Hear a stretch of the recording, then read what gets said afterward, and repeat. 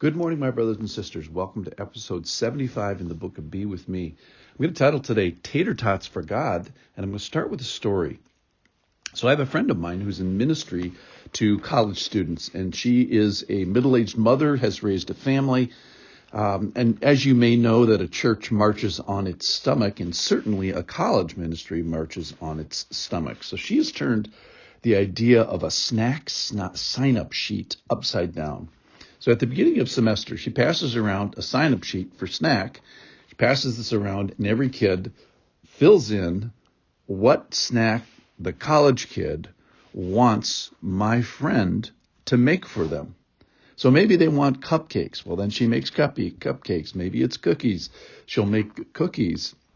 Maybe it's tater tots, and she'll make tater tots for them. And I just love the idea about her making a big deal about whatever these kids want as they're away from home. And she basically, the point is, she is a mother to them. She is making a big deal about, their desires. And the encouragement is that if we know how to make tater tots, they facilitate us and other people knowing God. So if you know how to make tater tots, the church is a place for you. If you know how to mother, then the church has a place for you. You find me one kid in that college ministry that doesn't want to be in the small group of a woman who is a mother to them and makes the snack that they particularly want. So you guys know what being a mother is all about. You provide love, you provide needs, you're there, you're ready with wisdom when they're ready to receive it. That's what motherhood's all about. So listen with me, and where I get this is from Romans chapter 16. I'm going to start in verse 13. This is Paul concluding the book of Romans, and he's saying greet all these different people. Greet Rufus, chosen in the Lord, also his mother, who has been a mother to me. Greet Arisindicus, Phlegon, Hermes, Patrobas, Hermas, and the brothers who are with them. Greet Philologus, Julia, Nereus, and his sister Olympus, and all the saints who are with you. Greet one another with a holy kiss. All the churches of Christ greet you. And you can just see from this passage, three things bubble up to the top. The one is motherhood. The second one is this warmth, this holy kiss. The third one is family and togetherness. So this is not a complex part of the Bible. This is something that, almost everybody can get their arms around it. Let's talk about the warmth for a second. Greet one another with a holy kiss. It's that idea of, hey, I am happy to see you. You are a joy to me. Or maybe a family. Sometimes God brings whole families and big legacies into the church. And sometimes, and maybe even more commonly, families are made and grandparents are, take care of younger people, and multi-generation connections are made. That's called fellowship.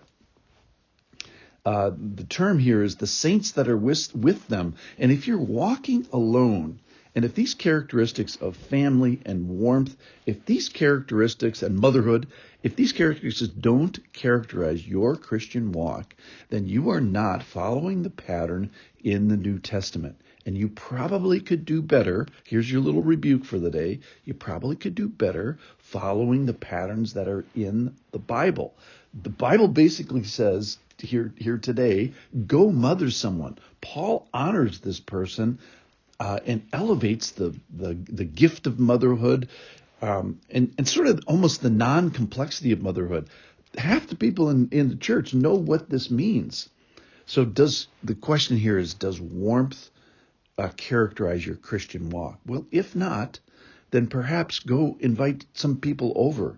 Does this envelopment into familyness characterize your Christian walk? It might mean for you to be adopted by somebody else. It might mean for you to adopt someone else, to make a family, be brothers, move in the same direction, maybe defend them, maybe serve with them, maybe do the same job in the church. work at something together to the point of tiredness. We talked about that. That work is also characterizing this group of people. But my favorite today, absolutely my favorite, is this greet Rufus, chosen in the Lord, also his mother, who has been a mother to me as well. Now, you may remember when Jesus was on the way to the cross that they led him out to crucify him. This is from Mark chapter 15. And they compelled a passerby, Simon of Cyrene, who was coming in from the country, the father of Alexander and, get this, Rufus, to carry his cross. Now, it doesn't say that the kids are there, but in my imagination, they are. And here we find in 13, this might be the same Rufus. This is speculation. It says, greet Rufus, chosen in the Lord. So maybe this Rufus was at the cross. Maybe this Rufus followed Jesus, who was carrying the cross, whose father, Simon, was carrying the cross for Jesus after he was too beaten to make it to Calvary. Wouldn't that be cool? And then today we get introduced to his mother, who's not only a mother to Rufus, he's a mother to Paul. And Paul recognizes her and honors her. Oh, so does motherhood characterize your Christian walk? If so, that pleases God. The charge here today is, if you know how to do this, go mother the church. Go make tater tots for God. Thanks for listening.